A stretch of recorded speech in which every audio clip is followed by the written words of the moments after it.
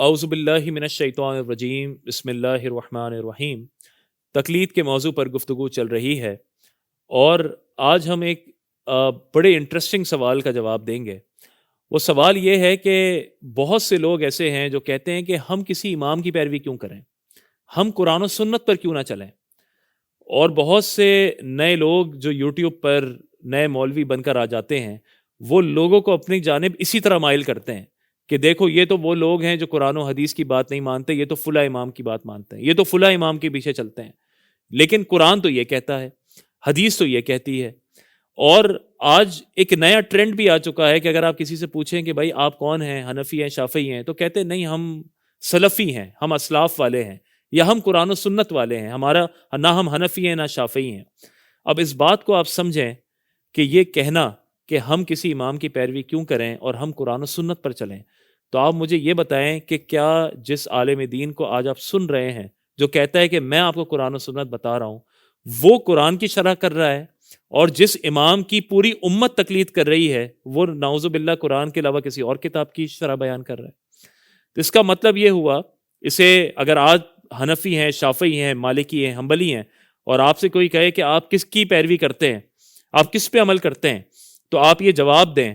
اگر کوئی ایسا شخص آپ سے ٹکرا جائے تو آپ اسے کہیں کہ میں قرآن و سنت پر چلتا ہوں، لیکن میں اس قرآن و سنت کی انڈرسٹینڈنگ پر چلتا ہوں کہ جس طرح امام ابو حنیفہ نے سمجھا۔ اگر آپ شافعی ہیں تو کہیں کہ میں قرآن و سنت پر عمل کرتا ہوں، لیکن جیسا قرآن و سنت امام شافعی نے سمجھا میں اس پر عمل کرتا ہوں۔ آپ مالکی ہیں تو کہیں جیسا قرآن و سنت امام مالک نے سمجھا میں اس پہ عمل کرتا ہوں۔ تو یہ بات واضح طور پر سمجھ آ جائے گی۔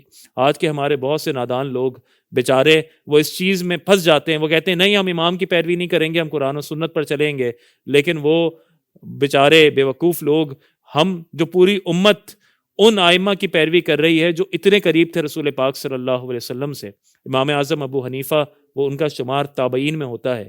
امام شافعی، امام مالک، انہوں نے اتنا قرب کا زمانہ پایا ہے، جو اپنے دور کے سب سے بڑے عالم تھے، وہ اس دور میں ان کے پاس تمام احادیث بھی موجود تھیں، تمام علم کے ذخائر تھے، ان میں غور و تفکر کر کے انہوں نے وہ دین نکھار کر ہمارے سامنے پیش کیا۔ آج کا بیچارہ وہ نادان بیوقوف شخص وہ کہتا ہے کہ نہیں وہ امام نعوذ باللہ گمراہ تھے، ان کی عقل میں کمی تھی، وہ سمجھ نہیں سکے دین کو، انہوں نے امت کو غلط راہ پہ ڈال دیا، لیکن میں ایک 100 سال پرانے یا 50 سال پرانے یا 20 سال پرانے جس پپو کی میں تقلید کر رہا ہوں وہ قرآن کو سمجھ سکا، اور درمیان میں جو 1200 سال میں جتنے ائمہ گزرے، جو بڑے بڑے محدثین، بڑے بڑے صوفیاء تھے، ان میں سے کسی کو دین سمجھ نہیں آیا۔ تو یہ کتنی بڑی نادانی اور بے وقوفی کی بات ہے۔ تو اللہ تعالی ہمیں ہدایت عطا فرمائے اور ہمارے لوگوں کو سمجھ عطا فرمائے۔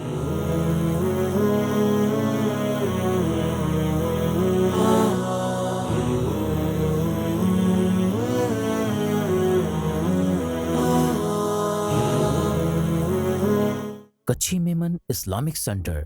Run towards way of Allah.